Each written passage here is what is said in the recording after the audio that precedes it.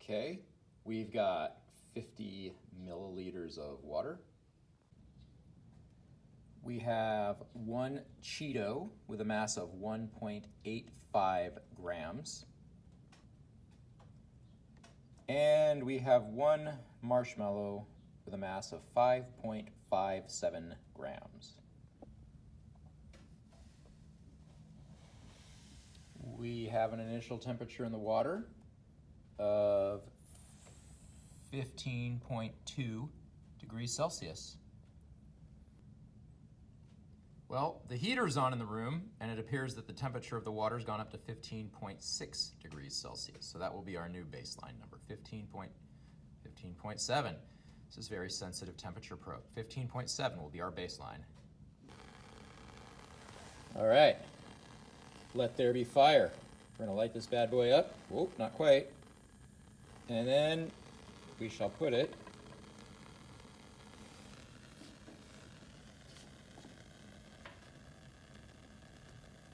What a horrific smell we have discovered. And while this is burning, let's keep track of the temperature. Temperature in the water has gone up to 33.1, still climbing. The Cheeto is still burning like a house of fire, making it stink in the room. Remember, this is the food energy that's inside your body that you're gonna then turn into ATP. Temperature in the water has gone up to 62.5 degrees, 63. Fire is almost out. Just move it so the flame is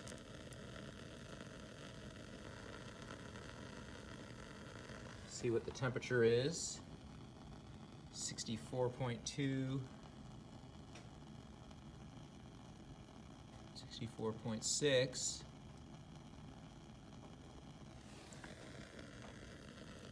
And the Cheeto is out.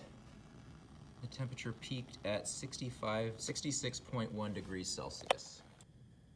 We'll now take the mass of the burnt Cheeto, and it is 0.23 grams. So much of what was in the Cheeto has been converted to energy.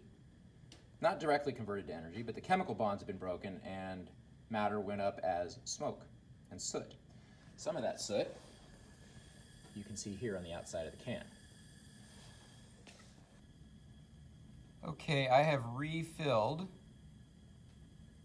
with cool water. There's some residual heat in the can, so it looks like it's going to equilibrate at around 20.3 degrees Celsius. We'll say 20.4 degrees is our new starting point.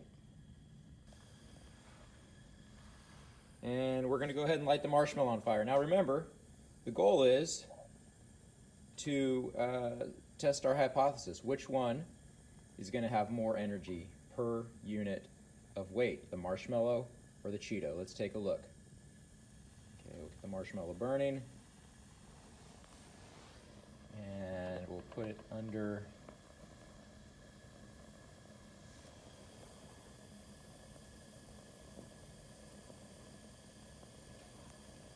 and we'll take a look and see what the temperature is doing.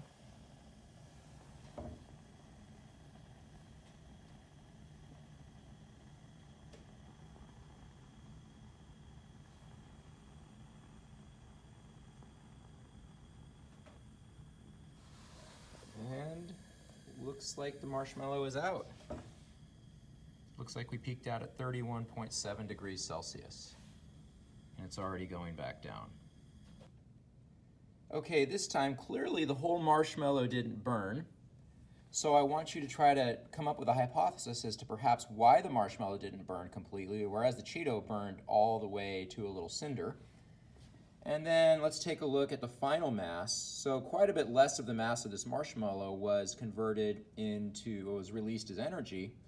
So let's go ahead and do the calculations now and come up with how much energy was released from the marshmallow versus how much was released from the Cheeto based on the initial mass and the final mass of each one and the temperature change of 50 milliliters of water.